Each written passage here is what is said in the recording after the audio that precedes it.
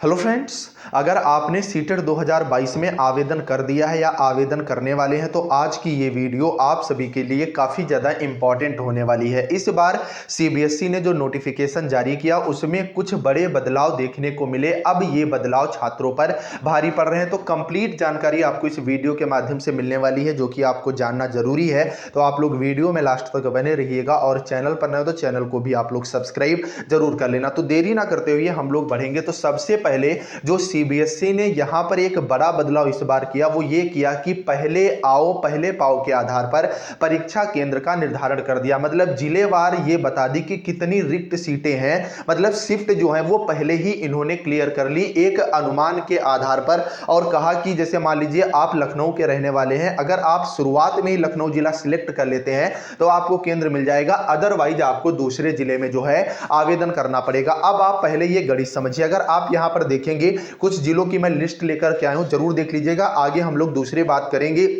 उत्तर प्रदेश के अंदर बरेली के अंदर 15,317 सीटें की कैपेसिटी थी। इनमें से सारी सीटें जो है वो महज 10 दिन के अंदर भर गई हैं, एक भी सीट जो है खाली नहीं बची है। इसी तरह अगर आप देखोगे लखीमपुर खीरी जो कि एक छोटा जिला है, यहां पर भी 6,555 सीटें थी। फिलहाल यहां पर भी सीटों की संख्या रिक्त है, लगभग 3446 अभी सीटें बची हुई हैं जिनमें आप आवेदन कर सकते हैं। वहीं इलाहाबाद के अंदर बड़ी क्षमता थी, लगभग 44,000 के आसपास, और यहां पर भी 0 सीटें खाली बची हैं, सारी सारी फुल हो गई हैं। वहीं लखनऊ के अंदर 1,10,580 सीटें थी, 89,146 जो है वो फुल हो चुकी हैं, केवल 21,434 सीटें बची हुई हैं। कहने का मतलब यह है कि अगर आप यूपी के अंदर हैं तो तुरंत भैया आवेदन जरूर करेंगे। बिल्कुल ताजा आंकड़ा देखोगे लखनऊ का तो केवल 5,000 सीटें जो हैं वो बची हुई हैं। इसी तरह से कानपुर के अंदर भी 46,000 सीटें थी, महज 3,300 सीटें जो हैं वो बची हुई हैं। इस तरह से ये सारे के सारे आंकड़े, वाराणसी में भी अगर आप देखोगे तो एक भी सीट यहां पर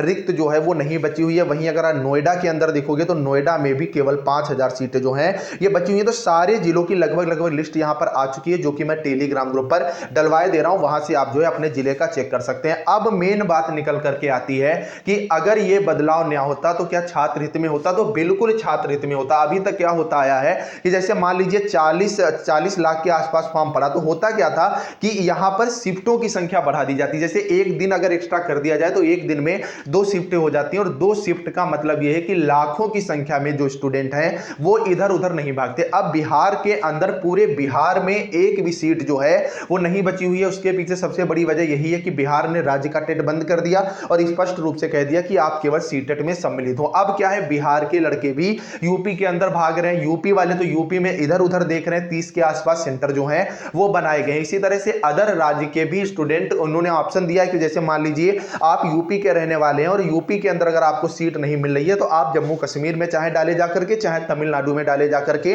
मतलब एक एग्जैक्ट संख्या के बाद आप आवेदन नहीं कर सकते हैं। अब यहां पर एक और बड़ी समस्या आगे चल के ये उत्तीर्ण हो सकती है कि मान लीजिए इन्होंने टोटल कैपेसिटी बना ली 40 लाख स्टूडेंट्स की, और अब नंबर ऑफ स्टूडेंट 40 लाख से प्लस हो गया, क्योंकि कितनी ज्यादा बेरोजगारी है आप खुद समझ रहे हैं। कहीं पर भी शिक्षक भर्ती जो है नहीं आ रही, और हर साल 3 से 4 लाख केवल यूपी के अंदर से ही बीएड और बीएड के छात्र निकलने का, डीएलएड को काउंट कर लो तो ये संख्या लगभग 4 से 5 लाख हो जाती है। इसी तरह से अन्य राज्यों को तो प्रति वर्ष लगभग 30 से 40 लाख पूरे देश के अंदर शिक्षा से संबंधित कोर्स करके स्टूडेंट बाहर आ रहा है। तो इस बार ये समस्या आगे 100% जो है गहराने वाली, और सीबीएसई का ये फैसला खुद उस पर जो है भारी पड़ने वाला है। कहने का मतलब यही है कि अगर आपने अभी तक आवेदन नहीं किया है तो आप तुरंत आवेदन कर दें, जिससे आप सुकून से अपनी परीक्षा जो है दे सके। और मैं बता दूं, लखीमपुर सीतापुर 2 सेंटर बनाए गए हैं, तो अगर आप कानपुर लखनऊ वगैरह के रहने वाले, आपको सेंटर नहीं मिला तो आप ये सिलेक्ट कर लें, आराम से आप यहां पर पहुंच के एग्जाम वगैरह दे सकते हैं। मैं खुद आपके कांटेक्ट में रहूंगा क्योंकि मैं खुद लखीमपुर का ही